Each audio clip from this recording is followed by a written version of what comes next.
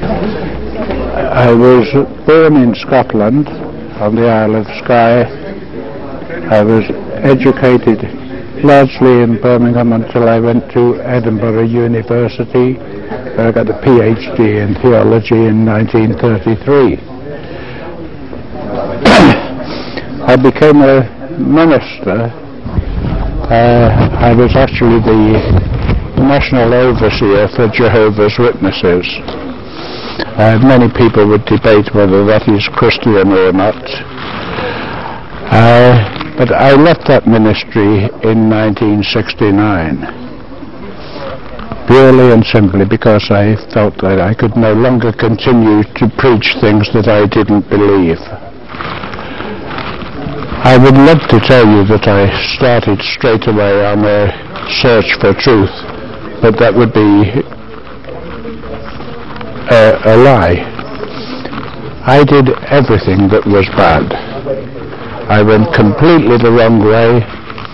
I gambled, I drank, I womanized. Until in 1995, on October the 28th, praise be to Allah, I embraced Islam.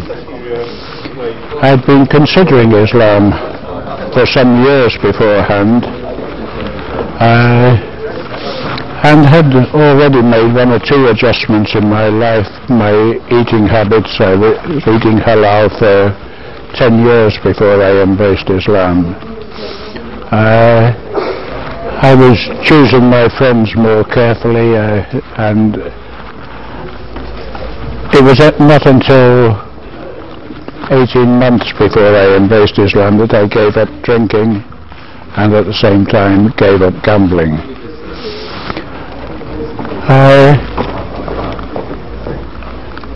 I'm a married man, more than the law allows. I've been married 7 times because I'm addicted to wedding cake. But I have, from my 7 wives, I have 31 children. I've got 18 grandchildren and 7 great-grandchildren. Of all this horde of people, my wife and 6 children at home with me are Muslim.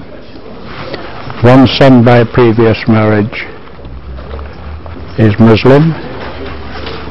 My mother, who died only 6 weeks ago, was the oldest Muslim in Europe. She would have been, had she remained alive 3 weeks later, she would have been 119 years old. She embraced Islam 2 years before she died, and was engaged in the work of Dawat until the day she died. I am very, very happy to be Muslim. I'm very proud to be Muslim, and it has most definitely affected my life in many, many ways. I'm constantly being told that I don't look my age. 99 days out of 100 I don't feel my age. I sometimes kid myself that I'm only 16 and I want to join the children playing football on the park.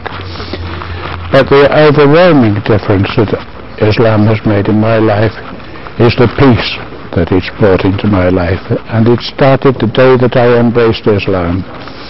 I had never before set foot inside a mosque, and I turned up at the masjid by arrangement with Haji, who had made the arrangements at the masjid, and I was the first to arrive. I'd borrowed Sawar Kameez from a friend, and felt like a daffodil standing outside the mosque waiting for someone to come and open up. The next person to arrive was Haji himself, who took me into the mosque, showed me how to make wuzu, and then told me that he had to go into the office. I didn't realize until that point that he was a member of the mosque committee. He told me he had to go into the office to sort out some mosque business, but I could go into the prayer hall.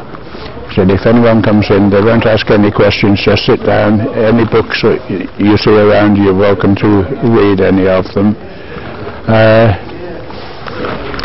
So I opened the door to the prayer hall, and it was like a wave rushed over me, a wave of utter and complete peace.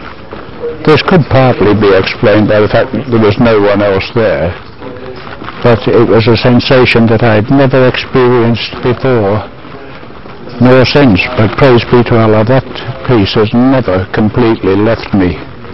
My iman has been up and down in common with most of my Muslim brothers, but praise be to Allah, I'm still here, and I hope to continue until Judgment Day.